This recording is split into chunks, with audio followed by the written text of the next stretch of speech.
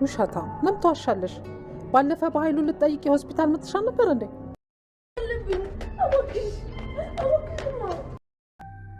ምን አይነት ተንኮል እያሰብክ ነው ወንድሜ?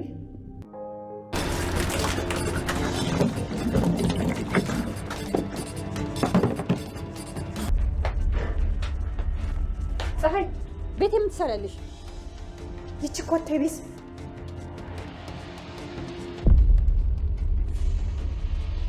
ምን ትሰራልሽ? ይልክሽ እኮ ነው። ቆይ ምን ሊሰራልሽ ነው ያመጣሽው? ልታነጅን? ቆይ ቤት ልታጋይ ነው ታድርጊ የነበረው? እንዴት አደረኩኝ? እንደው ሻ ላጭን አዝረክከ የምልህን ሁሉ እሺ ያልካል ነበር እንዴ? ትላለች። ነገር ግን እኔ እንስሳ አይደለሁም። በስሜቴ ልገዝሽ እንዳትሞክሪ። አንተ ውሻው ልትክደኝ እንዳይሆን የማደርግህን አታውቅም። አርፈ ብትቀመጥ ይሻልሃል። ጭራሽ ልታስፈራሪኝ ትሞክሪያለሽ? ብሌንና በኃይሉ ተፋጠጡ። በኃይሉ የዳግምን አባት እንዳስገደለውና አቶ ሰለሞን የዳግም አባት የገነት ባል እንደሆነ እያለ ሲያወራ በስልክ ሰማችሁ። ብሌን ማመን አቃታት። ለኬም ዳግም ልክ ነበረ። ጎረቤትየዋን የእናቴን ጎረቤት እንደዛ ትምህርት ያደረጋት የእሱ ጆሮ ጠቢ ሁና ነው። እማዬ ግን ይሄን ሁሉ ትልቅ ዱብዳ እንዴት ደበቀችን? ዳግም በድንገት ሁኔታውን ሰምቶ አቶ ኃይሉ ጋር በንዴት ሌላ ውስጥ እንዲገባ ነው ወይ? ባለፈው ራቱ ገና እናቱ እንደሆነች ስላወቀ እገላታለሁ የሚል ወሬ ሲሰማ እንዴት እንደተሳሳተ አውቃለሁ። ስለዚህ ምን አይነት ሚስጥር ብደብቀን ነው እማዬ?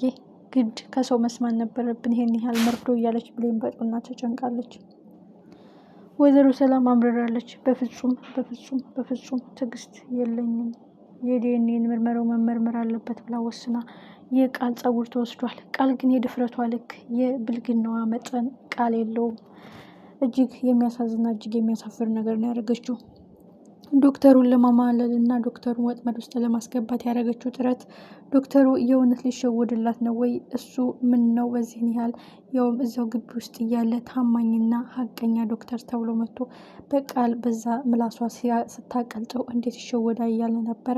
በስተመጨረሻ ግን እንደ ሰው መልሼልሻለሁ፣ ተመችተሽኝ ነበረ፣ ግን ሙያዬና እምነቴን አልሸጥልሽም። ሀቅ ሀቅ ነው። እኔ ብሸፍነው አንድ ቀን እውነታ መውጣቱ አይቀርም።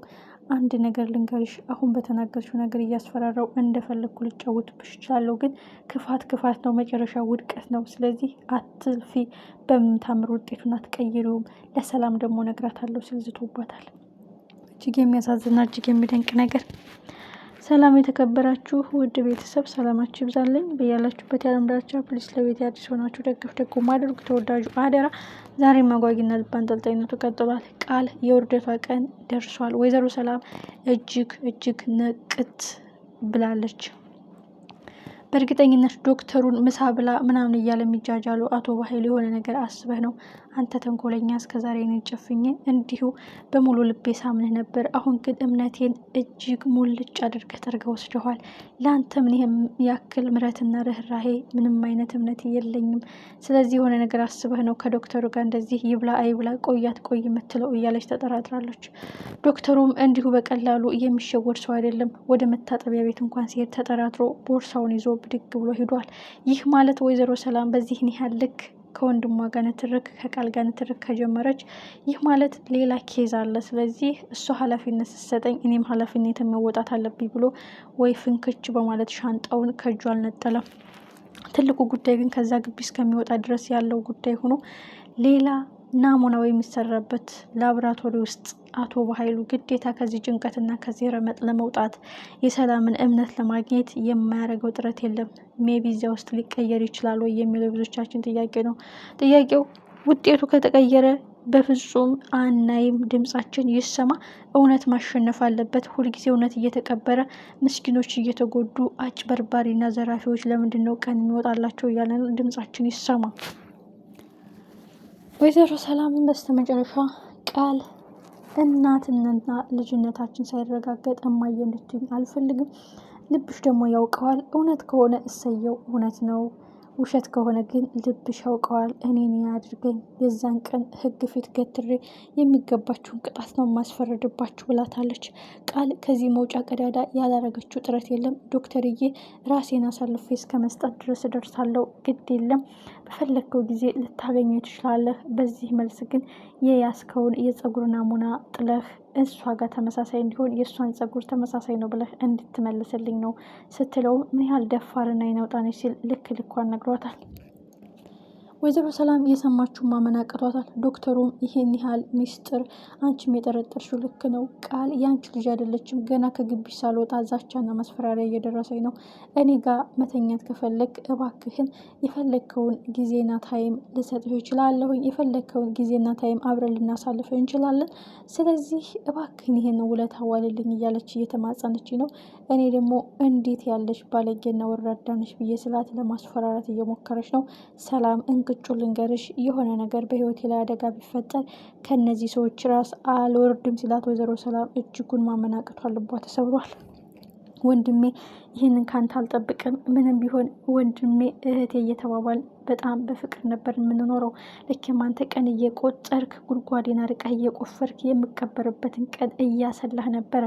ምን ነው በዚህን ያህልክ? እህቴ ሁሉን ነገር ለእኔ ኃላፊነት ስጭኝ፣ ለእኔ ውርስ እፈልጋለሁ ብትለኝ እኔ እከለክልሃለሁ? ልቤን እየሰበርክ ትክክለኛ የስጋ ልጅነቴን ቀምተህ ከምታሰቃየኝ፣ ልጅም የሚገባትን ህይወት ሳታገኝ፣ የእናት ፍቅር ሳታገኝ የት ናት እናት እያለች ከምትንከራተት ትክክለኛ ልጅን አምጥተህ የሚገባህን ንብረት ስጪ ብትለኝ እኔ እከለክልሃለሁን? እያለች ወይዘሮ ሰላም በኃይሉን የሚገባውን ቅጣት ሰጥተዋለች። ቃልን በዱላ ብላታለች። ብሌንን እንዴት እንዲታረጊያለች በማለት ማንቁርቷን ስታንቃት ወይዘሮ ሰላም ከኋላ መታ ቃልን መታታለች። አሁን ሁሉም ነገር ድብልቅልቅ እያለ ነው። ያዩትን ማመን አቅቷቸዋል። አቶ ኃይሉ ዶክተሩን ይዞ በገንዘብ እደራደርሃለሁ፣ አንተ የምትለፈው ለገንዘብ ነው፣ ህሌና አትበል፣ ገንዘብ እያልክ ነው የምትለፈው 24 ሰዓት የምትጠብረው። ስለዚህ ገንዘብህን ያዝና ውጤቱን ቀይረው፣ የሰከንድ ስራ ነው ሲሉ ወይዘሮ ሰላም ሰምታ ማመን አቅቷቸዋል። እጅጉን ደንግጠዋል። ወይዘሮ ገነት፣ ሌላው ጉዳይ የወይዘሮ ገነት ጎረቤት ናት። የወይዘሮ ገነት ጎረቤት እንግዲህ ለምን የገቢ ምንጭ ቀረ፣ የሰው ሚስጥር እየፈለፈልኩኝ ለአቶ ኃይሉ በማቃጠሬ ትልቅ የገቢ ምንጭ ነበረ። ይህ የገቢ ምንጭ ስለቀረብኝ አይን አፈር በማለት ያስወጣችን ወይዘሮ ገነት እበቀላታለሁ በማለት እንግዲህ ዶሳሳ ጎጆዋን አቃጥላለሁ ብላ ቤንዚልና ጋዛር ከፍክፋ ልታቃጥል ስትል እጅ ከፍንጅ ይዛታለች። ወይዘሮ ገነትም ትክክለኛ ጠላቷን ልጇ እየነገራት እያለ አላምንህም እያለች ስታመነጫጭቀው፣ እሷ ግን እጅ ከፍንጅ ይዛታለች። አንዳንዴ ከእንደዚህ ያለው ወዳጅ ይሰውረን፣ ከእንደዚህ ያለው ወዳጅ መስሎ ከሚያጠቃን እየሳቀ ከሚቀብረን ሰው ይጠብቀን ይባላል።